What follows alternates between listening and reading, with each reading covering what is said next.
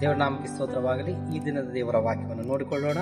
ಜ್ಞಾನೋಕ್ತಿಗಳು 16ನೇ ಅಧ್ಯಾಯ 32ನೇ ವಾಕ್ಯ.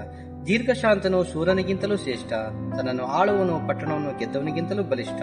ದೇವರ ನಾಮಕ್ಕೆ ಸ್ತೋತ್ರವಾಗಲಿ. ಈ ವಾಕ್ಯದ ಅರ್ಥವೇನಪ್ಪ ಅಂದರೆ, ದೀರ್ಘಶಾಂತನು ಶೂರನಿಗಿಂತಲೂ ಶ್ರೇಷ್ಠವಾಗಿದ್ದಾನೆ. ಆದರೆ ಲೋಕದ ಪ್ರಕಾರ ಹಣ ಆಸ್ತಿಯುಳ್ಳವರನ್ನು ಶ್ರೇಷ್ಠರೆಂದು ಹೊಗಳುವರು, ಆದರೆ ದೇವರ ವಾಕ್ಯದಲ್ಲಿ ಶಾಂತತೆಯುಳ್ಳವರನ್ನು ಶ್ರೇಷ್ಠರೆಂದು ಹೊಗಳಲಾಗಿದೆ. ಅದೇ ರೀತಿಯಲ್ಲಿ ತನ್ನನ್ನು ಆಳುವನು ಪಟ್ಟಣವನ್ನು ಗೆದ್ದವನಿಗಿಂತಲೂ ಬಲಿಷ್ಠ, ಆದರೆ ಲೋಕದಲ್ಲಿ ಬಲವನ್ನು ನೋಡಿ ಬಲಿಷ್ಠನೆಂದು ಹೊಗಳುತ್ತಾರೆ. ಆದರೆ ದೇವರ ವಾಕ್ಯ ಹೇಳುತ್ತದೆ, ತನ್ನನ್ನು ತಾನು ನಿಯಂತ್ರಿಸಿಕೊಳ್ಳುವನು ಮಾತ್ರನು ಬಲಿಷ್ಠನಾಗಿದ್ದಾನೆಂದು ದೇವರ ವಾಕ್ಯ ತಿಳಿಸುತ್ತದೆ. ಆದ್ದರಿಂದ ನಾವು ದೀರ್ಘಶಾಂತಿಯಿಂದ ಇರುವುದು ನಮಗೆ ಶ್ರೇಷ್ಠತೆಯಾಗಿದೆ ಮತ್ತು ನಮ್ಮನ್ನು ನಾವು ನಿಯಂತ್ರಿಸಿಕೊಳ್ಳುವುದು ನಮಗೆ ಬಲಿಷ್ಠತೆಯಾಗಿದೆ. ದೇವರ ನಾಮಕ್ಕೆ ಸ್ತೋತ್ರವಾಗಲಿ. ಈ ವಾಕ್ಯವನ್ನು ದೇವರ ಆಶೀರ್ವದಿಸಲಿ. ನಾವು ಪ್ರಾರ್ಥನೆ ಮಾಡಿಕೊಳ್ಳೋಣ. ಪರಿಶುದ್ಧನು ನೀತಿವಂತನು ನಾವು ದೇವರೇ, ನಾಮಕ್ಕೆ ಸ್ತೋತ್ರ ಸಲ್ಲಿಸ್ತೇವೆ ಸ್ವಾಮಿ. ಹೌದು ದೇವರೇ, ದೀರ್ಘಶಾಂತನು ದೇವರೇ ಶೂರನಿಗಿಂತ ಶ್ರೇಷ್ಠನಾಗಿದ್ದಾನೆ ಸ್ವಾಮಿ. ಹೌದು ಅಪ್ಪ, ನಾವು ದೀರ್ಘಶಾಂತತೆಯಿಂದ ದೇವರೇ ಇರುವುದಕ್ಕೆ ನಮಗೆ ಸಹಾಯ ಮಾಡು ದೇವರೇ.